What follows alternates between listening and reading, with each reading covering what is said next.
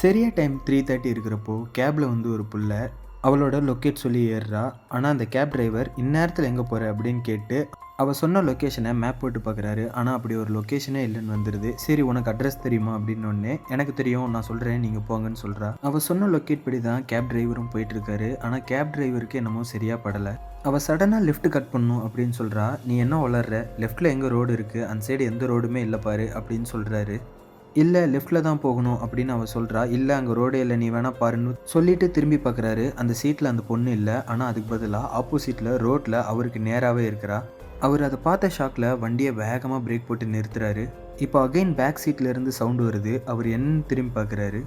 அந்த புள்ள இப்போ பேக் சீட்ல இருக்கிறா. ஆனா அவளுக்கு கண்ணே கிடையாது. அதை பார்த்தோன்னே இவர் பயங்கரமா பயந்துடுறாரு.